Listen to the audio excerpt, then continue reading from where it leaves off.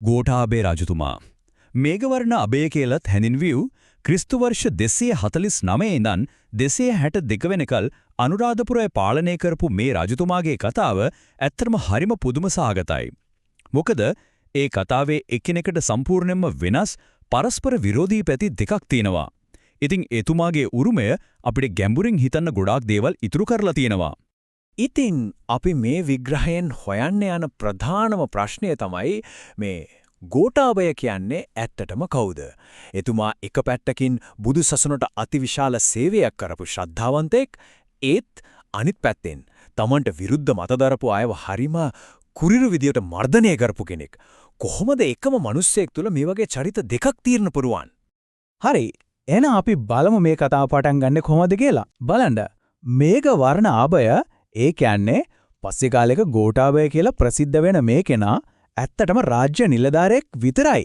එයාට රජකමට උරුමයක් තිබ්බේ නැහැ. ඉතින් කොහොමද එහෙම කෙනෙක් අනුරාධපුර සිංහාසනයට එන්නේ?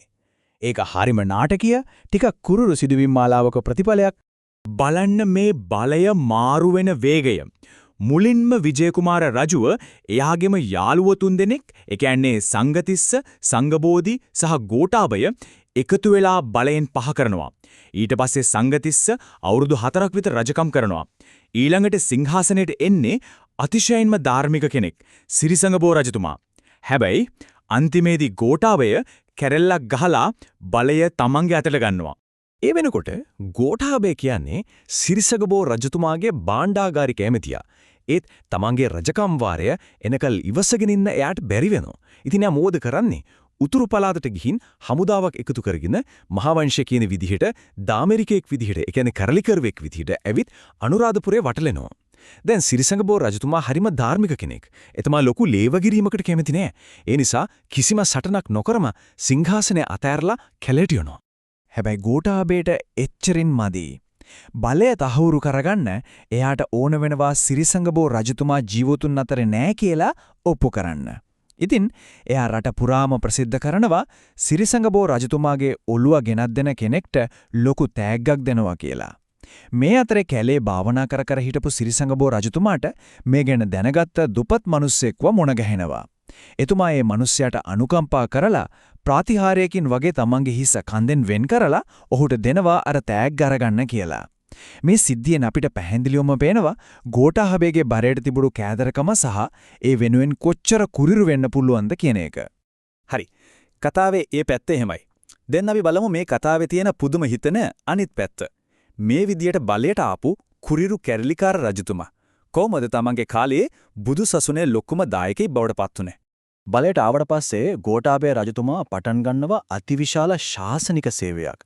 හිතන්න එතකොට කඩා වැටිලා තිබුණු ලෝවා මහාපාය එතුමා ආයමත් කොට නගනවා. ශ්‍රී මහා බෝධිය වටේට ලස්සන තොරන්, ගල් වැටි වගේ දේවල් හදනවා. මිහින්තලේ තූපය, ඒ කියන්නේ වටදාගය වගේ දේවල් හදවනවා. ඒ විතරක් නෙවෙයි මුළු ලංකාවෙම අබලන් වෙලා තිබුණු පන්සල්, ආරාම හැම එකක්ම වගේ අලුත් වැඩියා කරනවා. මේ හැම දෙකින්ම අපිට පේන්නේ ථේරවාද බුදුදහමේ මධ්‍යස්ථානයේ වුණු මහා විහාරයට එතුමාගේ තිබුණු ලොකු කැපවීම. මෙතනදී අපි තේරුම් ගන්න ඕන හරිම වැදගත් දෙයක් තියෙනවා. ඒ තමයි ගෝඨාභය රජතුමාගේ කාලයේදී මුළු ලංකාද්වීපයම රෝහණ දේශයත් එක්කම එක පාලනයක් යටතට එනවා. මේ වගේ දේශපාලන ස්ථාවරත්වයක් ලැබුණාම මොකද වෙන්නේ? කෘෂි කර්මාන්තයේ දියුණු වෙලා රට සල්ලි තියෙන සෞභාග්‍යමත් තැනක් වෙනවා. අන්නේ ආර්ථික ශක්තිය තමයි අර අපි කලින් කතා කරපු දැවැන්ත ආගමික ඉදිකිරීම කරන්නේ එතුමාට පාර කැපුවේ. හැබැයි මේ සාමයයි සෞභාග්‍යයයි වැඩි කාලයක් තිබුණේ නැහැ. ඒකට හේතුව උනේ බුද්ධ ශාසනය ඇතුළෙම මතුවමින් තිබුණු හරිම ගැඹුරු මතවාදී ගැටුමක්. මේ ගැටුමේ ප්‍රධාන පාර්ශ්ව දෙකක් තිබුණා. එක පැත්තක හිටියා රජතුමාගේ සම්පූර්ණ සහයෝගය ලැබපු සම්ප්‍රදායික ථේරවාදයේ මූලස්ථානය වුණු මහා විහාරය.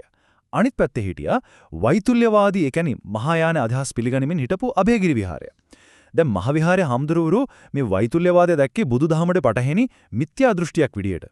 තමන් හදවතින්ම අදහපු ථෙරවාදයට මේ වගේ අභියෝගයක් එනකොට රජතුමාගේ ප්‍රතිචාරය සංවාදයක්, කතාබහක් නෙමෙයි. නෑ, ඒක අතිශය කුරිරු මර්ධනයක්.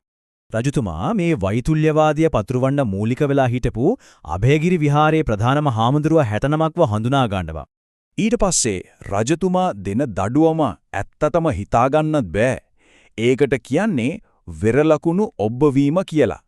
ඒ කියන්නේ ගවින්ව අයිතිය සලකුණු කරන්න රත් කරපු යකඩවලින් හංවඩු ගහනවා වගේ මේ භික්ෂූන් වහන්සේලාගේ ශරීරවලත් හංවඩු ගහනවා. මේක ඇඟට දෙන වේදනාවටත් වඩා සදාටම පවතින නින්දාවක අපකීර්තියක සලකුණක්. ඒ හංවඩු ගැසීමෙන් විතරක් නතර වෙන්නෙත් නෑ. රජතුමා ඒ භික්ෂුන් වහන්සේලා 69වම ලංකාද්වීපයෙන් පිටුවහල් කරනවා. මේ දඬුවමට කිව්වේ දේශත්‍යාගය කියලයි. මෙතන තමයි කතාවේ තීරණාත්මකම හරිය. මේ කුරිරු වැඩෙන් අර මතවාදී ගැටුම ඉවරුනේ නැහැ. ඇත්තටම වුණේ අනාගතයේදී පැලවෙලා එන හරිම බිහිසුණු පරිගණීමක බීජයක් හිටවපු එක විතරයි. දැන් කතාවට අලුත් චරිතයක් එනවා. එයාගේ නම සංගමිත්ත. දකුණු ඉන්දියාවේ හිටපු වෛතුල්‍යවාදී අදහස් තදින්ම විශ්වාස කරපු භික්ෂුවක් මේ. ඉතින් දවසක් උන්වහන්සේට ලංකාවෙන් පිටුවහල් කරපු ශරීරයේ හම්මුඩු ගහපු අර භික්ෂුන්ව මුණ ගැහෙනවා. තමන්ගේ ගුරුවරුන්ට වෙලා දින මේ අපහාසය දැකලා කම්පණයටපත් වෙන උන්වහන්සේ එතනදිම ශපථ කරනවා ගෝඨාභය රජතුමාගෙන් මේකට අනිවාර්යයෙන්ම පරිගන්නවා කියලා. සංගමිත්තගේ සැලැස්ම හරිම ඉවසිලිවන්ත පියවරෙන් පියවර ක්‍රියාත්මක දෙන්න එකක්.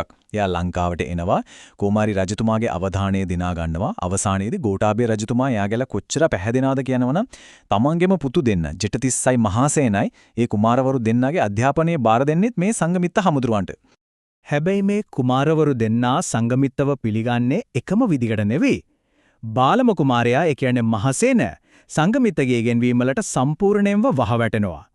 ඒත් වැඩිමල් කුමාරයා ජෙට්ටතිස්ස සංගමිත්තව හැමතිස්සෙම සැක කරනවා. එයාගේ බලපෑමට දිගින් දිගටම විරුද්ධ වෙනවා.